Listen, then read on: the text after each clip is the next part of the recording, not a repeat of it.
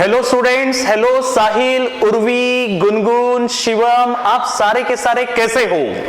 तो मैं ताराचंद सर फिर से आपके सामने। आज हम कंटिन्यू करने वाले हैं हमारे अकाउंटिंग बेसिक को ही, लेकिन खास करके आज हम पढ़ेंगे कुछ अकाउंटिंग टर्म्स।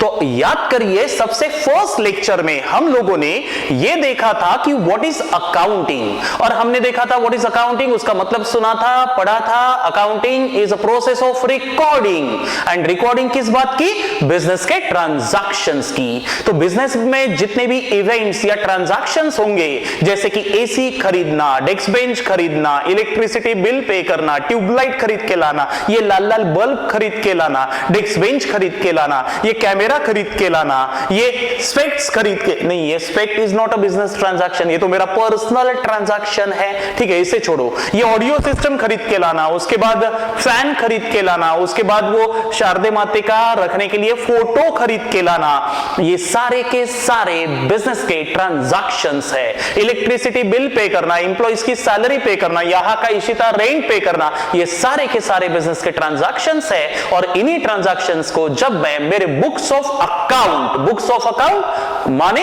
हिसाब की कॉपी, बुक्स ऑफ अकाउंट में लिखूंगा, that is called as accounting. So what is accounting? Is a process of recording of business transactions. तो ये हमने देख लिया था। उसके बाद हमने कुछ अकाउंटिंग टर्म्स शुरू किए थे शिवम, जिन अकाउंटिंग टर्म्स में हमने वन बाय वन कुछ टर्म्स पढ़ लिए थे, जिनमें से पहला टर्म वन बाय वन मैंने लिखा हुआ है, अकाउंटिंग टर्म्स। अगर आपको अकाउंटिंग, अकाउंटेंसी अच्छे से पढ़नी है तो उसके कुछ बेसिक टर्म्स है जो आपको क्लियर होनी चाहिए यार। जैसे आपने आपके लाइफ में 10th तक के साइंस पढ़ा, तो साइंस में भी कुछ टर्मिनोलॉजीज थी जिसको आपको पढ़ना पड़ा, जिसे समझना पड़ा। उसके बगैर साइंस को समझना मुश्किल था यार। फॉर एग्जांपल सॉलिड का मतलब क्या होता है, फॉर एग्जांपल लिक्विड का मतलब क्या होता है, ये पढ़ने के बाद आप साइंस के थ्योरीज को समझ पाए ना। तो वैसा ही अकाउंटेंसी में होता है।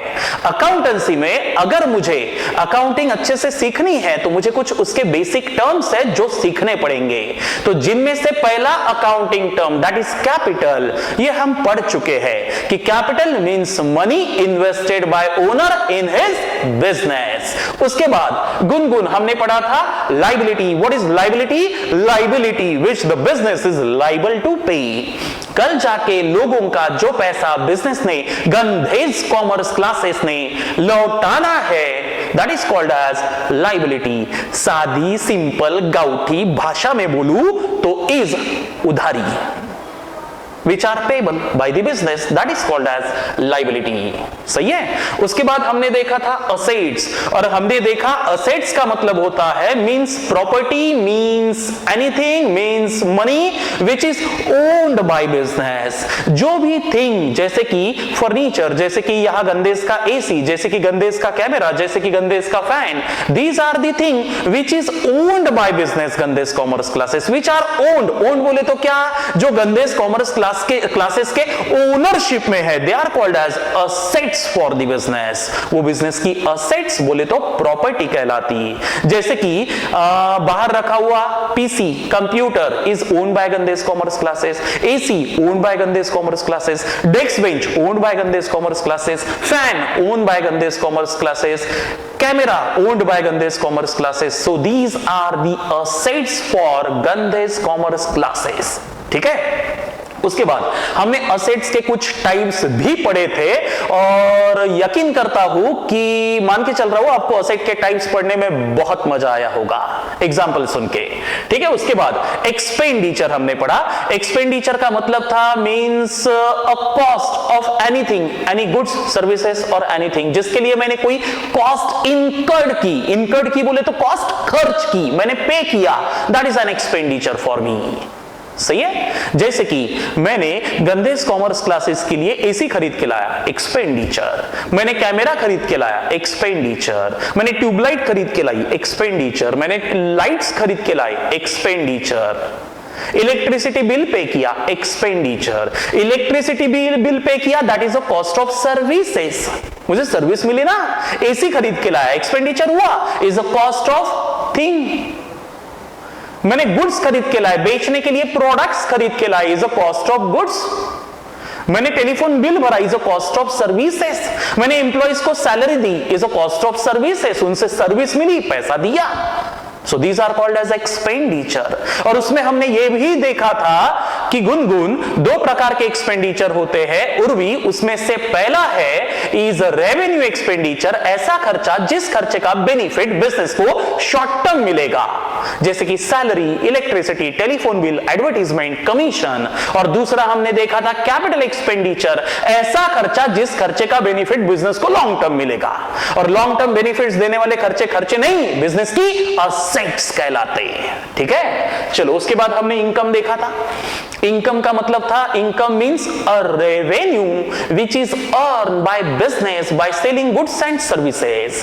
तो गुड्स एंड सर्विसेज को बेच के, जैसे गंदेश कॉमर्स क्लासेस आपको सर्विसेज सेल करके आपसे जो एडमिशन फीस लेता है, that is called as income for Gandesh commerce classes. मेरे साइड में बगल में बैठा हुआ है जयमल सुजुकी वाला, वो अपने सुजुकी के बाइक्स बेचता है, यानी प्रोडक्ट्स, गुड्स सेल करता है, और उसके बदले में उसे जो पैसा मिलेगा that is income for them. सही है। उसके बाद आज का टर्म यहां से नया है, आगे का क्रेडिटर्स। अब क्रेडिटर्स का मतलब क्या होता है शिवम? तो क्रेडिटर्स का मतलब होता है क्रेडिट यानी उधार, क्रेडिटर यानी उधारी पे देने वाला। So who are creditor? Are my suppliers, जिनसे मैं गुड्स परचेज करूंगा और कस्टमर को प्रॉफिट लगा के सेल करूंगा। अरे यही तो मेरा बिजनेस है यार, कि गुड्स को खरीदना और प्रॉफिट मार्जिन लगा के बेचना, दैट इज माय बिजनेस। तो गुड्स मैं खरीदूंगा मेरे सप्लायर से, और जिनसे मैंने उधारी पे गुड्स खरीदे। फॉर एग्जांपल मान के चलिए आर्यन से मैंने उधारी पे गुड्स खरीदे। अच्छा, उधारी पे गुड्स खरीदे, उधार यानी क्रेडिट पे खरीदे, तो क्रेडिट पे देने वाला is called as creditor for me. तो आर्यन इज माय क्रेडिटर, जिससे मैंने 50,000 रुपयों का माल उधारी पे खरीदा। So who are creditors? Creditors are the supplier to whom the money is still payable. Payable है तो मेरी लायबिलिटी भी है, ये बात अलग है। ठीक है, तो क्रेडिटर्स तुम्हें याद रखो कि भूल जाओ?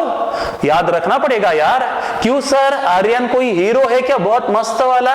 नहीं, आर्यन हीरो नहीं है, उसके पैसे देने बाकी है, दैट्स व्हाई उसे मुझे याद रखना पड़ेगा।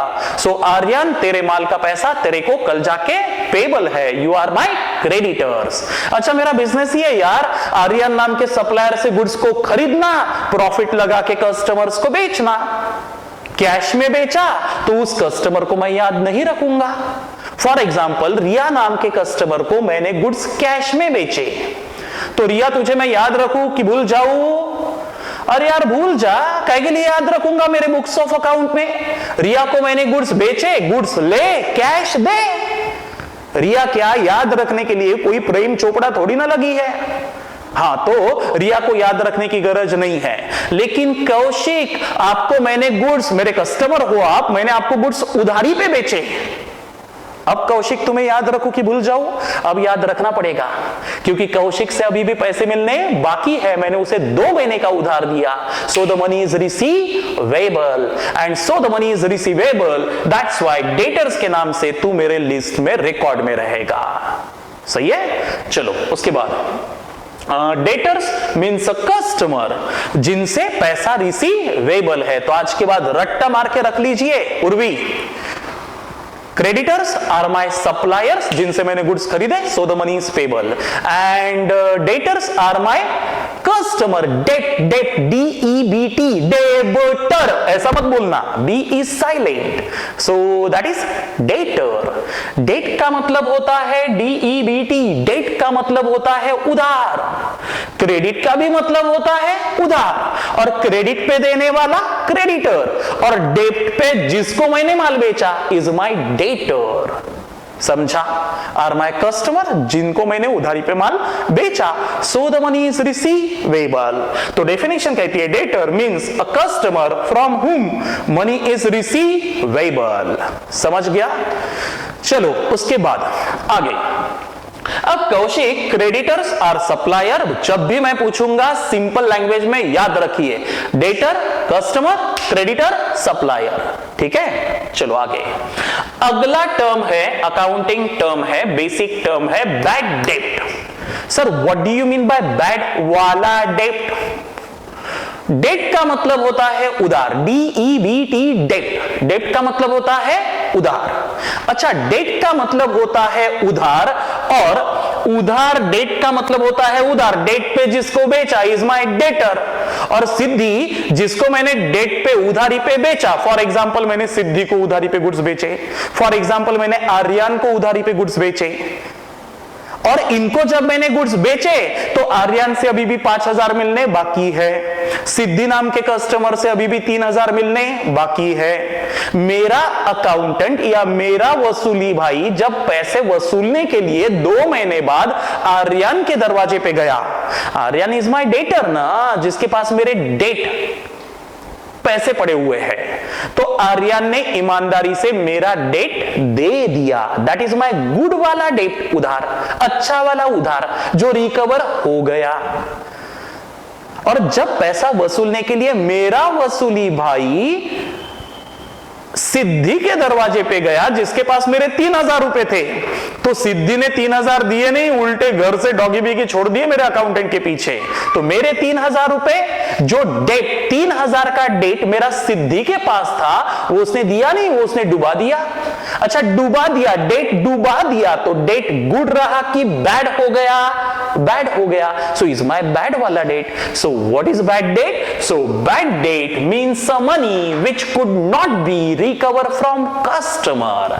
ऐसा debt which could not be realised from my customer, जिसे मैं मेरे कस्टमर से रिकवर नहीं कर पाया, इज लॉस फॉर मी। बरा ध्यान में रखना। तो what is bad debt? Bad debt is a debt which could not be recovered from my customer. What is bad debt? Is a debt which could not be recovered from customer. That is my bad वाला debt. समझ गया? चलो सिद्धि, उसके बाद हमने आज 3 terms पढ़े, जिनमें से पहला था creditor. Creditor are supplier, debtor, debtor is a customer, then bad debt is a debt which could not be recover, जो हम रिकवर नहीं कर पा रहे, which is not recoverable from customer, that is called as my bad वाला debt. Debt उधार जो डूब गया, जो बैड हो गया। ठीक है, चलो उसके बाद सिद्धि अगला term that is provision. Sir अब प्रोविजन का मतलब क्या होता है? वैसे देखा जाए ना तो प्रोविजन कोई नया टर्म नहीं है। इशिता, प्रोविजन नाम का जो शब्द है वो हमारे घर में भी उपयोग में आता है। जैसे कि फॉर एग्जाम्पल मेरे घर पे ना, मुझे जब पहली बेबी हुई तो बेबी गर्ल होने के बाद मेरे यहाँ उसका बर्थडे सेलिब्रेशन हमने रखा हुआ था। करीबन 300 लोग आने वाले थे और घर पे ही किया था, अरेंजमेंट अच्छा खासा किया था डिनर के लिए। तो मेरे अंकल बोले कि ताराचंद, अपने को एक काम करना पड़ेगा कि इतना सारा अपन ने सब खर्चा कर दिया लेकिन लाइट्स चले गए तो मैंने बोला यार अंकल क्या करना पड़ेगा? तो अंकल बोले अपने को जनरेटर की अरेंजमेंट, बोले तो प्रोविजन करनी पड़ेगी ना। तो वो बोले कि जनरेटर की प्रोविजन करनी पड़ेगी, जनरेटर की प्रोविजन करनी पड़ेगी, बोले तो व्यवस्था करनी पड़ेगी, बोले तो अरेंजमेंट करनी पड़ेगी। That is called as provision. तो सर प्रोविजन का मतलब लिटरल सेंस में क्या है? तो पढ़ लेते। Provision means to set aside some income और profit for some future probable losses और एक्सपेंस। फ्यूचर में जो भी एक्सपेंस की प्रोबेबिलिटी है, उन एक्सपेंस को झेलने के लिए आज के तारीख में कुछ पैसा साइड में निकाल के दूसरे पॉकेट में सेव करके रखना, that is called as provision. समझा? तो what is provision? Provision means to set aside some income for some probable expense. Probable बोले तो संभावित एक्सपेंस, कल जाके जो भी प्रोबेबल एक्सपेंस या लॉसेस है उसे झेलने के लिए आज के तारीख में सेविंग करके रखना, that is called as provision या रिजर्व क्रिएट करना। वैसे प्रोविजन एंड रिजर्व में थोड़ा बहुत फर्क है, जैसे जैसे हम बड़े होंगे वैसे वैसे आगे पढ़ेंगे। फिलहाल प्रोविजन, फिलहाल रिजर्व, दोनों का मीनिंग सेम ही मान के चलिए, that is called as saving. ठीक है, समझा क्या रिया? अगर अभी भी नहीं समझा है तो रिया एक काम करता, मैं आप लोगों के लैंग्वेज में समझा के देता। कैसे? सुनो। फॉर एग्जाम्पल,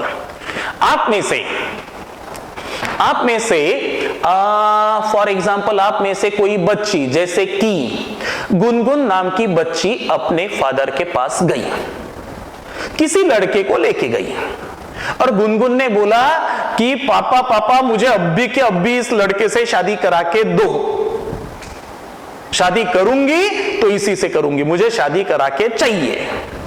क्या होगा इसका परिणाम?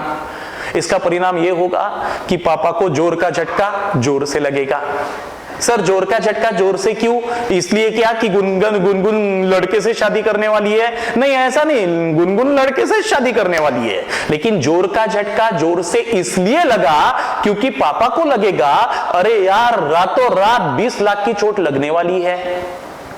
सर 20 लाख की चोट कैसे क्या लगेगी? अगर शादी करवानी है तो 10 लाख रुपए लगेंगे।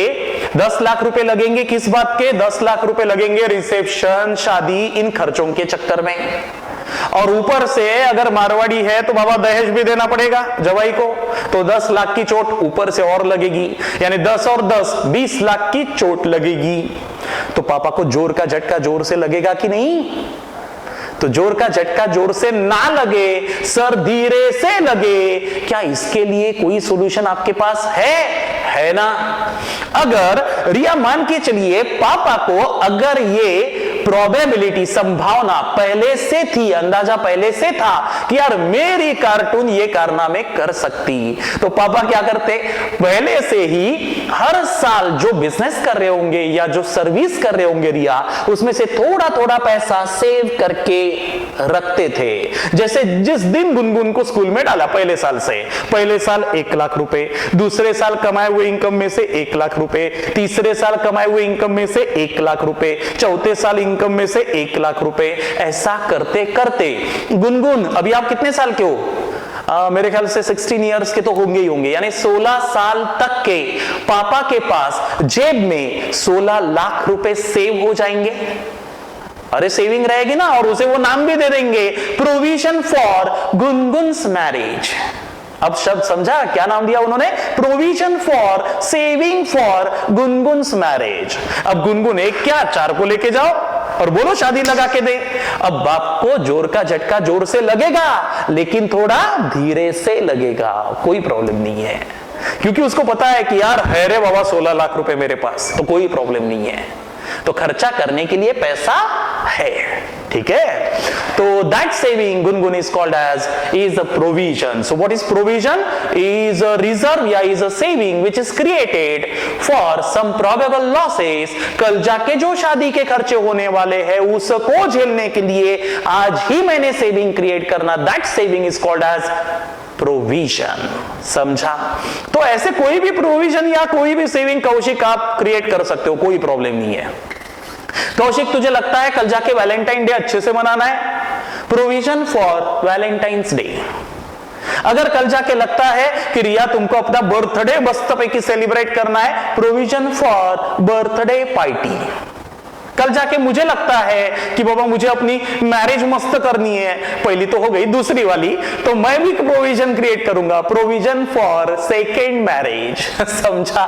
तो कहने का मतलब that is called as provision. Provision का मतलब होता है to set aside, to set aside, aside यानी बाजू में निकाल के रख, that is called as provision. कुछ पैसा बाजू में निकाल के रख, हर साल निकाल के रखेंगे ना यार, कल जाके होने वाले प्रोबेबल बैड डेट्स या प्रोबेबल लॉसेस इनको झेलने के लिए। तो सर एग्जाम्पल क्या है? ये तो घरगुती एग्जाम्पल हो गए हमारे, तो एग्जाम्पल के तौर पे हम लिख सकते फॉर एग्जाम्पल बिजनेस में इसका क्या काम है, जैसे कि प्रोविजन फॉर वर्क्समैन कॉम्पेंसेशन, जैसे कि प्रोविजन फॉर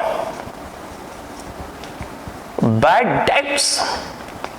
ये एग्जाम्पल आप लोग ध्यान में रख सकते हैं, सही है? जैसे कि प्रोविजन फॉर वर्क्समैन कॉम्पेंसेशन। कोमल, इसका मतलब क्या है? जैसे कि लास्ट लेक्चर में लाइबिलिटी के टाइप्स याद है, उसमें एक टाइप था दैट इज कॉन्टिंजेंट लाइबिलिटी, याद आया आदित्य?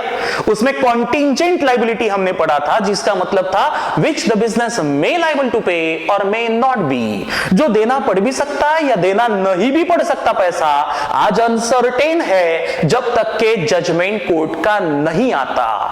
तो that is called as my contingent liability. उसमें हमने एक एग्जांपल देखा था कि मेरे फैक्ट्री में काम करते हुए किसी वर्कर का एक्सीडेंट हो गया और एक्सीडेंट होने के बाद उसने मेरे खिलाफ केस फाइल की है कि during the course of employment या due to employment Tarachand sir के फैक्ट्री में मेरा एक्सीडेंट हुआ, मेरी अर्निंग कैपेसिटी खत्म हो चुकी है या कम हो चुकी है, so I want compensation from employer.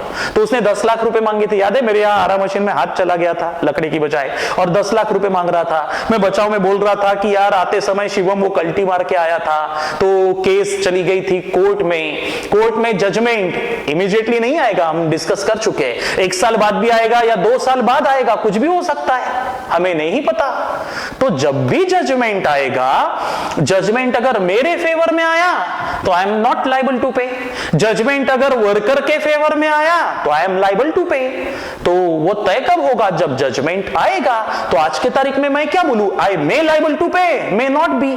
लेकिन मान के चलिए 2015 में वर्कर ने मेरे खिलाफ केस फाइल की, 2015 में कोई जजमेंट नहीं आया, 2016 में कोई जजमेंट नहीं, 17 में कोई जजमेंट नहीं, 18 में कोई जजमेंट नहीं, 2019 में कोई जजमेंट नहीं, 20 में जजमेंट आ गया और मेरे लॉयर ने मुझे आके बताया कि ताराचंद सर अपन केस हार गए हैं, वर्कर जीत गया है, now you are liable to pay 10 lakh rupees उसको देने पड़ेंगे। ये खबर सुनते बराबर ताराचंद सर को जोर का झटका जोर से लगेगा। ऐसा क्यों? अबे 10 लाख रुपए देने पड़ेंगे ना उसको। तो सर ये जोर का झटका जोर से ना लगे, धीरे से लगे, इसके लिए कोई सॉल्यूशन है क्या? थाना। मैंने क्या करना चाहिए था? जिस दिन मेरे खिलाफ कोर्ट में केस फाइल की मेरे वर्कर ने, उसी दिन से एक डिब्बे में सेविंग क्रिएट करनी चाहिए थी रिया। मैंने आदित्य एक डिब्बे में सेविंग क्रिएट करनी चाहिए थी। आदित्य इस डिब्बे का नाम क्या है? ये हमारे घर के वॉशरूम का डिब्बा नहीं है, इस डिब्बे का नाम है वर्क्समैन कॉम्पेंसेशन रिजर्व या प्रोविजन का डिब्बा।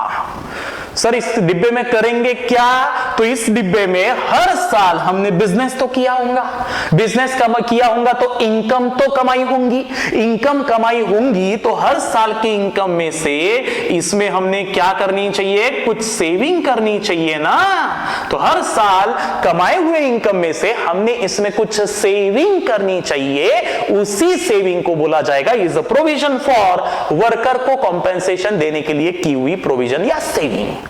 और अब अगर ये प्रोविजन हर साल सपोज मैंने 1-1 लाख रुपए बचा के रखे होते कमाए हुए इनकम में से, तो अब तक के मैं कहूंगा मेरे पास इस डिब्बे में 6 लाख रुपए रिया जमा हो चुके।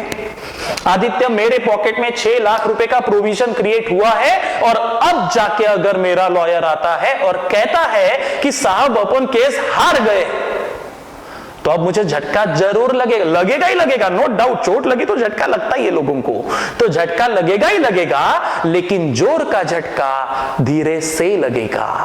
तो सर धीरे से क्यों लगेगा? मैं बोलूंगा है ना भाई 6 लाख रुपए, भले ही 4 लाख देने पड़े, 6 लाख की सेविंग है, 4 लाख करंट ईयर के इनकम में से दूंगा, तो लायबिलिटी से डिस्चार्ज मिल जाएगा। समझा? तो व्हाट इज प्रोविजन? तो प्रोविजन का मतलब ताराचंद सर के लैंग्वेज में जोर का झटका धीरे से लगे। समझ गया? सर इसका मतलब क्या है? For example provision for bad dates. Bad debt का मतलब अब भी समझाया, कस्टमर ने डुबाया हुआ डेट।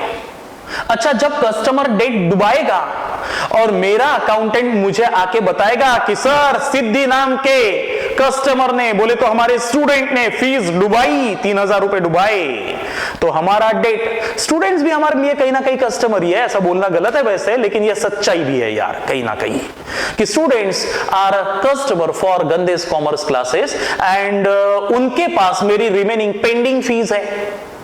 यानी मेरा उधार पड़ा हुआ है, मैंने सर्विसेज देना शुरू कर दिया, मेरी फीस पेंडिंग पड़ी हुई है, यानी मैं कहूंगा मेरा उनके पास डेट, बोले तो उधार है, सो दे आर माय डेटर्स। तो सिद्धि के पास जो 3000 का डेट था वो उसने डुबा दिया, नहीं दिया। मेरा अकाउंटेंट मुझे आके बताएगा सर सिद्धि नाम के स्टूडेंट ने फीस डुबाई, तो ये खबर सुनते बराबर हार्ट अटैक आ जाएगा ताराचंद सर को, जोर का झटका जोर से लगेगा। तो जोर का झटका जोर से ना लगे इसलिए ताराचंद सर ने 2 लाख रुपए प्रोविजन फॉर बैड डेट्स में सेव करके रखे। यानी कल जाके जो स्टूडेंट्स बैड डेट्स करेंगे उन लॉसेस से उबरने के लिए मैंने पिछले साल ऑलरेडी 2 लाख की प्रोविजन क्रिएट की थी, समझा? तो that is called as provision for bad debts या प्रोबेबल बैड डेट्स, जो भी है। समझ गया सबको? तो आज हमने क्या क्या पढ़ा आदित्य? सबसे पहले पढ़ा creditor, creditors are my supplier to whom the money is payable. Then हमने पढ़ा debtor, debtors are my customer from whom money is receivable. Then bad debt is a debt which could not be recovered from customer, जो हम recover नहीं कर पाए। Then provision to set aside some income for some probable losses या expense, that is provision is a saving। ठीक है, चलो तो प्रोविजन तक के हमारा हो गया। सॉल्वेंसी, इंसॉल्वेंसी, इन टर्म्स को हम पढ़ेंगे नेक्स्ट लेक्चर में। एक टर्म और देख लेते, that is number 12 is a stock. Sir what do you mean by stock? ये 2 बाकी है हमारे, यहां ये अब तक के हुए नहीं, ये हो गया, ये हो गया, ये हो गया, ये हो गया, ये आज कर लेंगे। Stock, what is stock? तो स्टॉक का मतलब मेरे ख्याल से एग्जांपल देते देते बहुत बार बोल चुका हूं, स्टॉक मींस अनसोल्ड गुड्स। क्या होता है स्टॉक का मतलब? Unsold goods. तो लिख देता, स्टॉक मींस अनसोल्ड गुड्स, जो मैंने खरीद के तो लाए लेकिन अब तक के बिके हुए नहीं है। स्टॉक मींस अनसोल्ड गुड्स, सही है? तो that is called as stock. तो what is stock? Means unsold goods of the business, that is stock. ठीक है, तो यहां तक के मेरे ख्याल से आज का लेक्चर काफी है। आप थोड़ा सा इसे अच्छे से लिख लीजिए। मैंने एकदम ऊपर के जो रिपीटेड टर्म्स है उनको एकदम सिंपल भाषा में लिखा हुआ है, बाकी टर्म्स आप लिख लीजिए, है ना? और आप लोगों से मैं कुछ बात करना चाहूंगा। सबसे पहले तो बाहर बहुत हाई रेट से अभी कोविड सिचुएशन चल रही है, तो मैं आपको फिलहाल यही बोलूंगा कि आप लोग बाहर मत निकलिए। मेरे ही बहुत सारे रिलेटिव्स और फ्रेंड सर्कल में बहुत सारे लोग हैं जो कोविड से परेशान हो चुके हैं, जिनको कोविड हो चुका है, कोरोना हो चुका है। कोई प्राइवेट हॉस्पिटल में एडमिट है, कोई आईजीएमसी में एडमिट है, तो ऐसे बहुत सारे लोग हैं। मैं तो उनसे अब तक के मिला नहीं, लेकिन मैं यही बोलूंगा कि आप लोग घर में रहिए, आपके घर के बाकी फैमिली मेंबर्स को भी आप घर में ही रखिए, ज्यादा किसी के कांटेक्ट में मत आइए। कल तो एक फ्रेंड का तो बहुत बुरा हुआ यार, कि कल एक फ्रेंड जो खुद डॉक्टर है, उसके पापा कल एक्सपायर्ड हो गए ड्यू टू कोरोना। उसकी मम्मी ड्यू टू कोरोना एक हॉस्पिटल में, प्राइवेट हॉस्पिटल में एडमिट है, जिसको अब तक के ये नहीं पता कि उसके पापा एक्सपायर्ड हो चुके हैं। उसकी मिसेस, वो भी डॉक्टर है, due to corona home quarantine है। सिर्फ बचा है मेरा फ्रेंड, उसको कोरोना नहीं हुआ है। वो कैसे नहीं हुआ ये मुझे भी नहीं पता अभी लेकिन मैं यही बोलूंगा कि आप लोग सेफ रहिए। अभी धीरे धीरे कोरोना मेरे भी अगल बगल में भटकने लगा है, तो क्या पता कल जाके मैं होम क्वारंटाइन ना हो जाऊं। भगवान करे ऐसी सिचुएशन मुझ पे या आप पे ना आए, लेकिन मैं यही बोलूंगा कि आप सेफ रहने की कोशिश करिए और आपके फैमिली मेंबर्स को भी सेफ रखिए। ठीक है, तो आज के इस लेक्चर को हम लोग यहां पे रोकते हैं, मिलेंगे हमारे नेक्स्ट लेक्चर में। तब तक के ta-ta bye bye, thank you students.